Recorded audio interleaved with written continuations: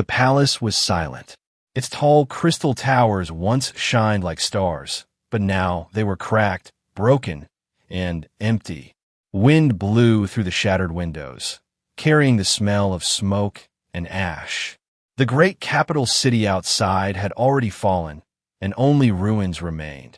In the highest chamber of the palace sat Princess Iliera, the last princess of her people. Her silver gown was torn, her crown bent, her eyes hollow. She had not eaten for days, but hunger was nothing compared to the heavy weight of hopelessness pressing on her chest. Her world was dying, her people gone, and her heart could no longer carry the burden of being alone. Once her people ruled the stars. They were proud, noble, and wise. They built ships that could travel across galaxies, and their knowledge was unmatched. But now they were almost extinct, hunted by enemies who wanted nothing but destruction. The sky above the palace glowed red with the fire of enemy ships waiting to finish what they had started. Iliera pressed her hands against the cold floor and whispered to herself, "This is the end. There is no one left to save us." Her voice echoed through the empty halls like a ghost. She had begged her enemies for mercy, but they laughed. She had called her allies, but none answered. Every door was closed, every hope crushed. Still, one small spark of defiance remained inside her heart. Her people's ancient technology had one last tool, a beacon. It could send a message across the stars, a cry for help. But she had no reason to believe anyone would come. The great powers of the galaxy had already turned their backs on her world.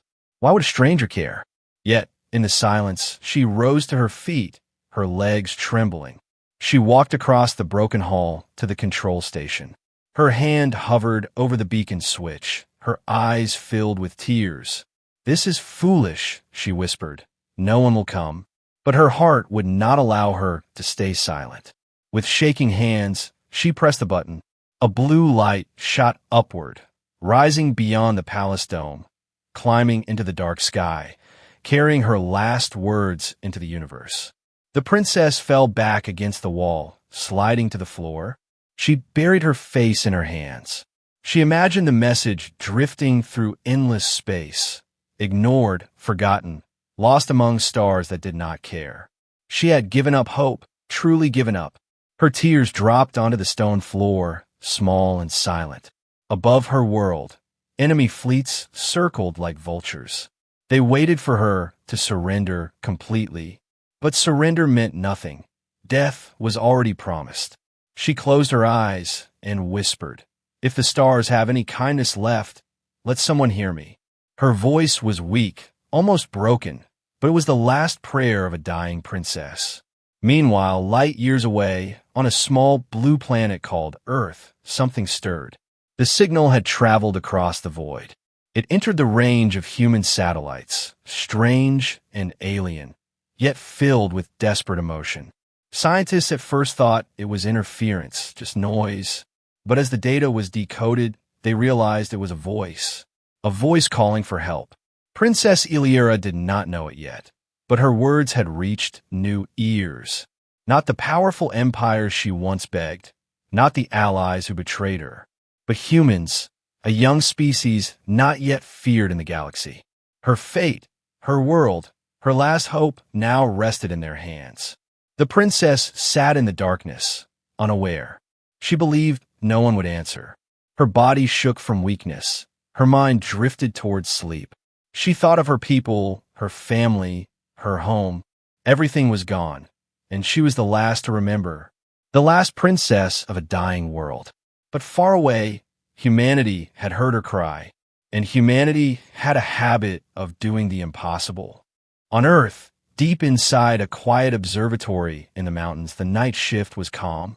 Dr. Mason Hayes sipped his cold coffee, half asleep, while the monitors glowed with endless streams of numbers and static.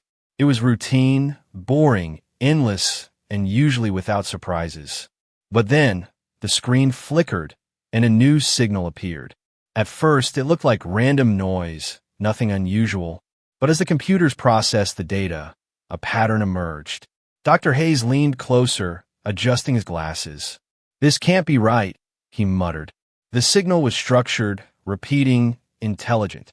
It carried strange tones, rhythms that no natural source could create.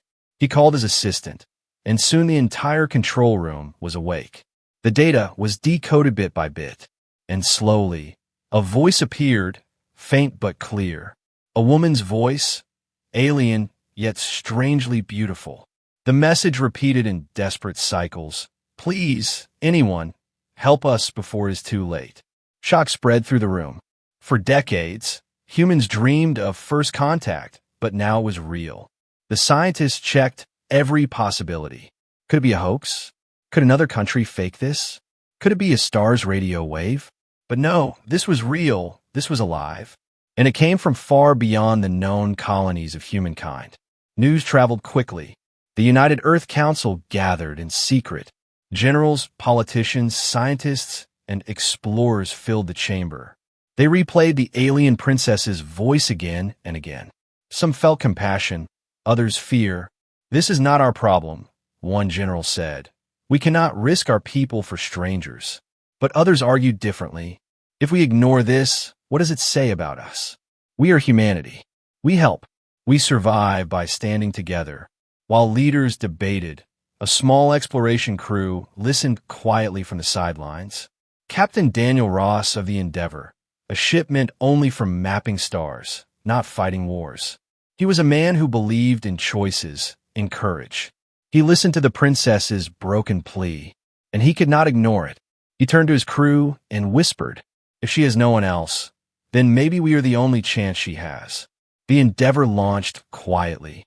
Its engines burned blue against the night sky as it left Earth's orbit. The crew of 20 carried no heavy weapons, only science tools, mapping gear, and their courage.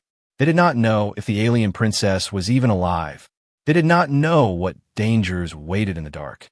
But they knew this: if humanity was ever to prove itself among the stars, it had to begin with compassion.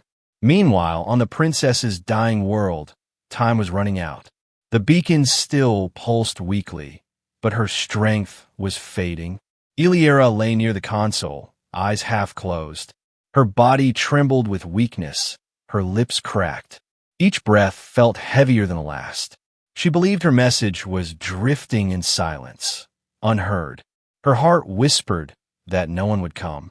Her mind replayed memories of her people, laughing, singing, living in peace.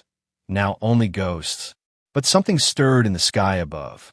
A faint flash, a streak of light across the clouds. At first, she thought it was another enemy ship, another vulture ready to feast. But then, the light grew brighter, slower, deliberate. A ship entered her world's orbit, small compared to the massive fleets that destroyed her people. Yet it was different, its design, its energy, its courage. Humanity had arrived. Inside the Endeavour, Captain Ross and his crew stared at the ruined planet. The surface burned with scars of war, cities reduced to ash. Only one faint energy source glowed, the beacon. "That must be her," Ross whispered. The crew felt the weight of the moment. They were about to meet the unknown, not as conquerors, not as enemies, but as saviors. As they descended, Iliera weakly raised her head. Through broken windows, she saw the strange vessel lowering toward the palace. Her heart froze, torn between fear and disbelief. "Impossible," she whispered. "No one comes for me. Not anymore." Yet the ship landed with care, not destruction. And for the first time in years, hope flickered faintly inside her. The landing platform shook as the human ship touched the broken stones. Dust rose into the ruined palace halls, and the blue glow of the engines faded into silence. For the first time in centuries, footsteps echoed through the chamber. Alien footsteps, firm and human. Princess Iliera dragged herself to her feet, her frail body trembling. Her gown was torn, her silver hair tangled, but her eyes, though heavy with sorrow, still searched for answers. She clutched a fallen staff to support her as she moved toward the great doors. Her heart raced, torn between fear and hope. Were these more enemies come to finish the job? Or had someone truly heard her desperate call? The doors opened with a hiss. Inside, 5 figures entered the throne hall. Their suits were strange, metallic yet flexible, helmets tucked under their arms. Their eyes searched the ruins, wide with awe and sorrow. They looked nothing like her people, yet carried themselves with courage. Captain Daniel Ross stepped forward. He was tall, with steady eyes that reflected both caution and determination. When his gaze fell upon Eliera, his breath caught. She was weak, fragile, and close to collapse, yet there was a dignity in her presence that no ruin could erase. For a moment, silence filled the hall. 2 worlds stared at each other across the broken stones. Finally, Eliera spoke, her voice cracked but clear. "Who are you?" Another hand to strike me down. Ross shook his head slowly. "We are humans from Earth. We heard your call." His words were simple, but they carried weight. Eliera's lips trembled. "Humans. I have never heard of such a world. Why would you come here?" Ross took a cautious step forward, lowering his helmet to show trust. "Because you asked, because no voice should be left unanswered." The princess felt her chest tighten. For years she had begged the great empires, the mighty fleets, but they abandoned her. Now strangers from an unknown world stood before her, not with weapons raised, but with hands ready to help. She tried to speak again, but her knees buckled. Ross rushed forward, catching her before she struck the ground. Her body was frail, burning with fever. "She's starving," said Dr. Eliza Grant, the ship's medic, quickly stepping in. The crew laid Eliera gently against a broken stone bench, offering water and medical supplies. At first, she hesitated, her pride resisting, but her body could not deny the need. She sipped the water, feeling life return to her veins. Her eyes filled with tears she had long hidden. Why would you help me? You owe me nothing," she whispered. Ross knelt beside her, his voice steady. "Because we are human, and humans don't turn away from hope, even if it's small." The words struck her deeper than any weapon. She remembered her people, proud and strong, who abandoned mercy in their last years of war. Yet here were these fragile-looking beings, standing in the ruins of an empire greater than theirs, and offering kindness. But before she could answer, the air shook. A distant roar thundered across the skies. The walls of the palace trembled as enemy ships passed overhead. Dark shadows filled the clouds, their engines screaming like monsters. Eliera's eyes widened with fear. "They are here, the hunters. If they see you, they will destroy you." The human crew looked at each other. They knew their ship was small, their weapons few. They had come to rescue, not to fight. But retreat now meant abandoning the princess, abandoning the very reason they had crossed the stars. Ross rose to his feet, his hand tightening on his communicator. "Then we'll have to move fast," he said, his voice firm. "We didn't come all this way to let her die." The crew began scanning for safe exits, preparing to evacuate. Eliera, weak but alert, felt something stir in her heart. For the first time since her world fell, she saw not despair but defiance. Not the defiance of the doomed, but the courage of those who refused to give up. She stared at Ross, at the humans who dared stand in the shadow of an empire that had crushed her people. And for the first time, she whispered a new word with trembling lips. "Hope." Outside, the enemy fleet tightened its formation. Inside, humanity and the alien princess prepared for their first test together. The story of survival was only beginning. The air shook with the thunder of engines as the enemy ships circled the dying world. Their black metal bodies gleamed in the blood-red sky, a reminder of power and death. For years, Eliera's people had begged for peace, but the alliance of neighboring empires turned away. They had promised help once, but when the war grew too costly, they abandoned her world. Now only predators remained, waiting for the final kill. Inside the ruined palace, the humans moved quickly. Dr. Grant checked Eliera's pulse, giving her small injections to stabilize her. The princess winced but felt her strength slowly return. Captain Ross stood near the broken windows, watching the dark shapes move across the sky. His jaw tightened. They're scanning the surface. If they detect our ship, they'll strike without hesitation. Iliera lifted her head weakly, her voice filled with warning. You don't understand. These are not simple raiders. They're the Cartage. They do not forgive. They do not stop. Once they know you are here, you are already hunted. Her words made the crew tense. Lieutenant Harper, the ship's navigator, frowned. Captain, our vessel doesn't stand a chance in a straight fight. They'll crush us before we reach orbit. Ross turned to Iliera, his expression firm. Is there any safe path out? Somewhere their sensors won't reach? The princess hesitated, her eyes dark with memories. There was once a hidden route through the mountain canyons, used by our people long ago, but it is unstable, dangerous. Even my people rarely used it. Ross didn't blink. Then that's where we'll go. For a moment, Iliera stared at him in disbelief. He spoke with such certainty, as if death was only another problem to solve. Humans were reckless, fragile, and inexperienced compared to her people, yet something inside her whispered that their courage was different. Raw, stubborn, unshaken. But her doubts returned like shadows. She clenched her fists and whispered, You shouldn't have come. You should leave me before you're destroyed too. Humanity cannot fight the Cartage. Ross knelt beside her, his voice steady. Maybe we can't fight them. Not yet, but we won't leave you. Not while you're alive. Those words struck deep into her heart. For years, her allies spoke of strategy, of numbers, of survival, but never of loyalty. Yet these strangers, who had nothing to gain, spoke of sacrifice without hesitation. Still, the reality was grim. The Endeavor was a science vessel, not a warship. Their weapons were minimal, their shields thin. If the Cartage spotted them, it would be over in moments. The crew worked together, powering up scanners, plotting escape paths. Dr. Grant helped Iliera stand, wrapping a support around her fragile body. Every step felt heavy, but she forced herself forward. If these humans were willing to risk everything, then she would not be weak. The group hurried through the ruined corridors of the palace. Outside, the sky glowed brighter as enemy ships descended lower. A booming voice echoed through the air, projected by the Cartage fleet.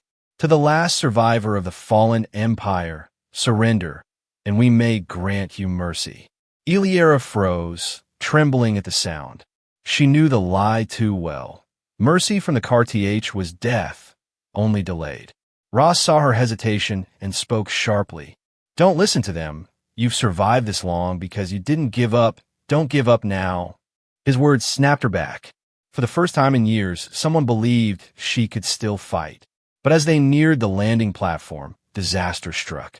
A Cartage scout ship broke from formation, diving low across the palace ruins. Its red scanner beam swept across the stones, and for a brief second, it locked onto the human's vessel. Alarms blared inside the Endeavor. They found us, Harper shouted. The scout turned sharply, engines roaring, preparing to fire. Iliera's heart pounded. If the human ship was destroyed, there would be no escape.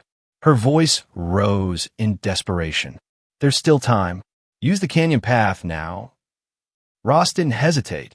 Harper, get us off the ground. Eliza, keep her safe. The crew sprinted aboard, the princess supported between them. The Endeavor lifted, engines screaming as the scout ship fired its first volley. Explosions tore through the ruins, shaking the ground beneath them. The human's vessel darted toward the canyon cliffs, weaving through smoke and falling debris. Behind them, the scout pursued, calling reinforcements. Iliera watched from the viewport, her chest tight. This was the moment. Her world's last chance was flying on fragile wings of human courage. She whispered again, not to herself this time, but to them, Doenfell, breeze, Doenfell. The canyon walls opened ahead, sharp and dangerous.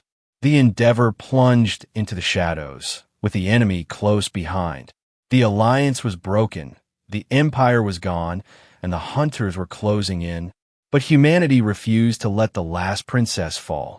The Endeavor roared into the dark canyon, its engines leaving blue streaks against the jagged cliffs. Rocks trembled and fell as the small human ship darted between narrow walls that twisted like a maze. Behind them, the Cartier scout followed, its crimson beams firing wildly, explosions scattering stone into dust. Inside the ship, alarms screamed. Shields at 30%. Harper shouted, gripping the controls tightly. The vessel shook violently with every near miss. Ross leaned over his shoulder, his voice firm. Stay in the canyon. Make them chase us where they can't use their full power. The humans' plan was dangerous, reckless, even. The canyon was unstable, filled with sharp turns, collapsing walls, and hidden tunnels. But it also meant the larger Cartier ships couldn't easily follow. Only the smaller scout could dive this deep, and that gave the humans one chance. Iliera stood weakly near the viewport, supported by Dr. Grant. Her eyes widened as she watched the humans' courage. They did not run aimlessly. They fought with their minds, using the land as their shield. She whispered, "You risk death so easily, why?" Ross turned toward her, his voice steady even as the ship rocked under fire. "Because if we don't take risks, we lose. Survival means nothing without the will to fight for someone else." His words struck her hard again, a truth her people had forgotten in their pride. The scout drew closer, its weapons locking onto the Endeavor. Red beams slashed across the canyon, narrowly missing their hull. Harper cursed under his breath. "We can't outrun them forever, Captain." Ross's eyes narrowed, scanning the jagged cliffs. He noticed something. The canyon wall ahead fractured, glowing faintly with unstable energy crystals. An idea formed instantly, reckless but brilliant. "Harper, bring us close to that wall," Ross ordered. The navigator turned sharply, shocked. "Close? That's suicide." Ross grinned faintly. "Not if they're the ones too close." The Endeavor skimmed dangerously near the glowing wall, the unstable crystals pulsing with light. The Cartier scout followed, thinking the humans had made a fatal mistake. It powered its cannons, preparing to fire. But as the humans darted away at the last second, the scout's beams slammed into the crystal wall. The canyon erupted in a thunderous explosion. The shock wave shook the ground, splitting cliffs apart. The scout was caught in the blast, its wings torn apart as flames swallowed it whole. The human ship spun violently, but managed to escape the collapsing tunnel. When the smoke cleared, the canyon behind them was sealed with rubble. The enemy scout was gone. Cheers erupted inside the Endeavor. Harper slammed his fist on the console. "That's how humans do it." Dr. Grant laughed with relief, though her hands still held Iliera steady. The princess stared at the humans in disbelief, her lips trembling. "You destroyed a Cartier ship with nothing but the canyon itself." Ross turned toward her, his tone calm. "We don't always win with strength. Sometimes we win because we refuse to play by their rules." For a moment, Iliera felt her heart shift. Her people had once believed only in power, in fleets and weapons. But here was proof that courage and cleverness could change battles. For the first time in years, her hopelessness cracked. Hope flickered again, small but alive. But victory came at a cost. The Endeavor's shields were drained, their engines strained. And worse, the Cartier fleet above had detected the explosion. More signals appeared on the scanners. Enemy reinforcements diving toward the canyon. Harper's smile faded instantly. "Captain, they're sending hunters, bigger ones this time." Iliera's heart sank. "They will not stop. They will come until the world is nothing but ash," she whispered. Ross placed a hand on the console, his voice hard. "Then we don't stop either. Humanity doesn't give up." The princess looked at him, her eyes glistening with tears. For the first time, she believed him. These fragile beings were not fragile at all. They were fire hidden inside flesh, stubborn and unyielding. The ship shook again as new blasts lit the sky behind them. But now Iliera felt something she thought she would never feel again. Not despair, not fear, but trust. Trust that these humans, strangers from a distant world, could carry her hope where her people had failed. The chase was not over. The war was not over. But the humans had proven their resolve. And Iliera, the last princess of her people, whispered into the chaos, "If anyone can save me, it will be you." The Endeavor sped through the narrow canyon, engines burning at their limit. Behind them, the sky glowed red with the approach of enemy hunters. The Carth were relentless, their ships larger, faster, and armed with weapons the humans had no hope of matching. Each blast from their cannons lit the walls, shaking the ground like thunder. Inside, alarms screamed, sparks flew from the panels. Dr. Grant struggled to keep Iliera steady as the ship rattled violently. The princess gripped the railing with weak fingers, her voice trembling. "You can't fight them. No one can. They will never stop until you're dust like us." Ross turned sharply, his eyes blazing with defiance. "Then we make them stop, even if just for today." His words cut through the fear, filling the crew with renewed energy. Humanity's strength was not in their weapons. It was in their refusal to surrender. Harper pulled the ship through another sharp turn, the canyon walls scraping against their hull. One of the hunters followed too closely and clipped its wing on the jagged stone. It spiraled down in flames, crashing into the canyon floor. But two more ships swooped in to replace it, firing mercilessly. The crew scrambled. Lieutenant Vega manned the small rail cannons, firing bursts of blue energy. The shots barely scratched the hunters' shields, but they forced them to dodge. Ross barked orders. "Don't aim to kill. Aim to delay. Make them waste time." Iliera watched in disbelief. The humans fought differently, not with raw power, but with strategy. Every move was about survival, about buying another second. Her people, once so mighty, had fallen because they always sought glory and dominance. But humans, they fought to protect, to endure, to hold on against impossible odds. The canyon opened suddenly into a vast crater, wide and exposed. The Endeavor burst into the open, chased by the hunters. Above, more enemy ships descended like vultures, their shadows stretching across the broken land. "Captain, they're surrounding us." Harper shouted, panic in his voice. Ross's jaw tightened. "Then we don't run. We fight here." The crew froze, shocked. "Fight? With what?" Vega demanded. Ross pointed to the crater walls glowing faintly with energy crystals like before. "Use the land. Use their arrogance against them." The hunters circled, weapons primed. Iliera's heart pounded as she realized the human plan. They weren't strong enough to win in open combat, but maybe, just maybe, they could turn the battlefield itself into a weapon. Ross ordered quick maneuvers. "Harper, keep us low. Make them follow our path." Vega, fire just enough to keep them chasing. The Endeavor weaved dangerously close to the glowing cliffs, its engines scraping rock. The hunters followed with confidence, mocking the fragile human ship. But they didn't see the trap until it was too late. Ross gave a signal. Harper pulled the ship up sharply, just as Vega fired a concentrated blast into a weak crystal cluster.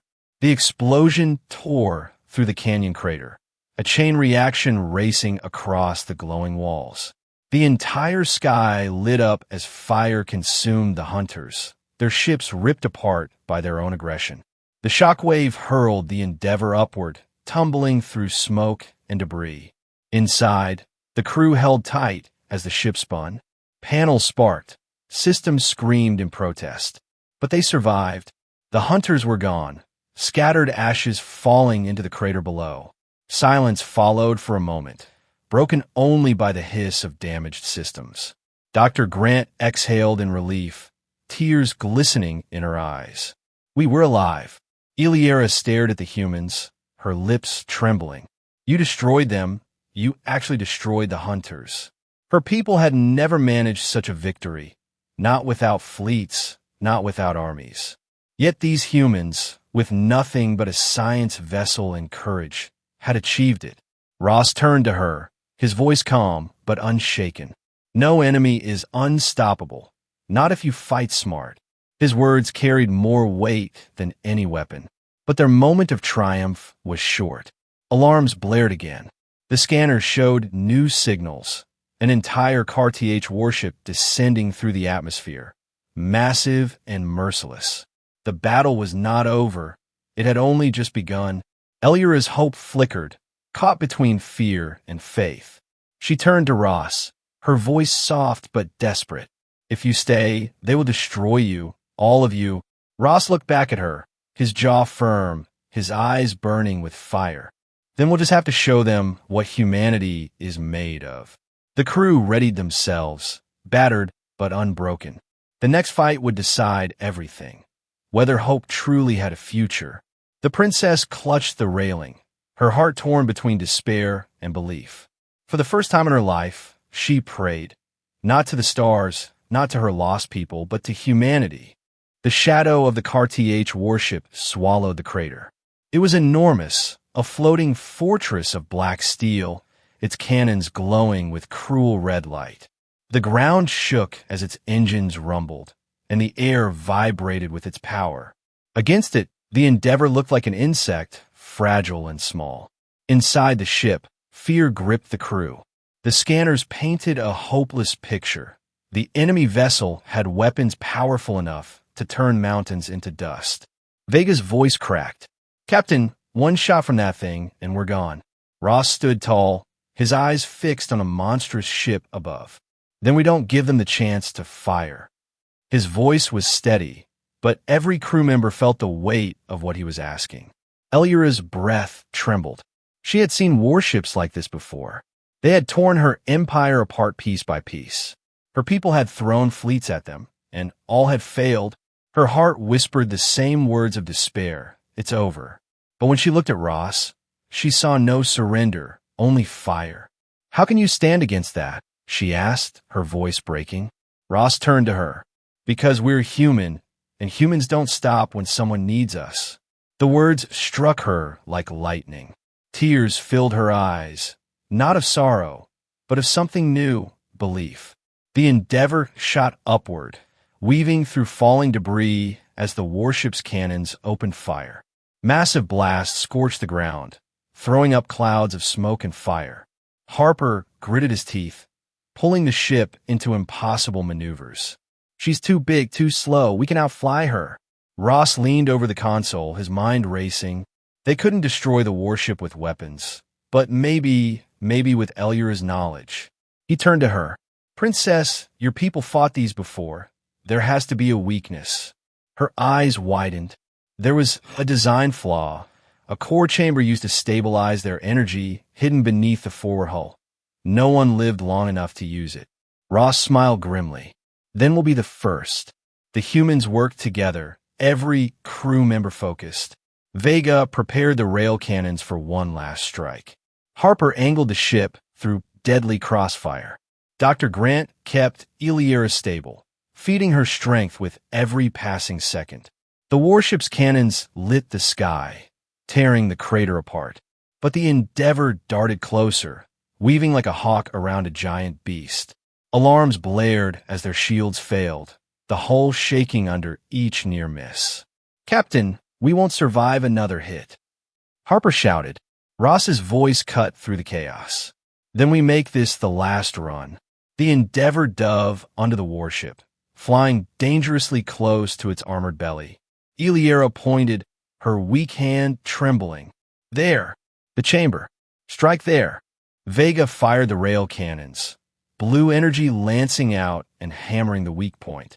Sparks erupted across the warship's hull, but it wasn't enough. The massive cannons above charged again, preparing to vaporize the humans. Ross clenched his fist, his voice sharp. "Harper, take us inside." The crew gasped but obeyed. The Endeavor darted into a half-open maintenance bay, slipping past defenses by inches. The ship scraped metal, alarms screamed, but they were inside the beast. Elura's eyes widened. No one has ever entered one of their ships. Ross grinned faintly. Guess we'll be the first for that, too.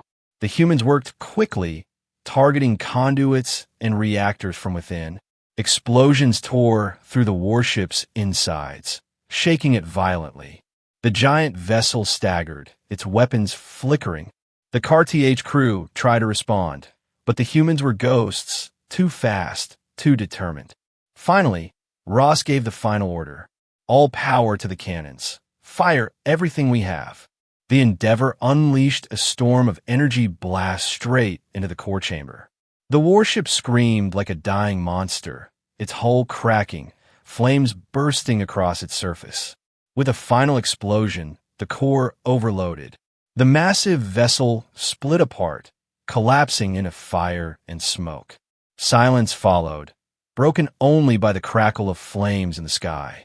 The humans sat in shock, their ship battered but alive.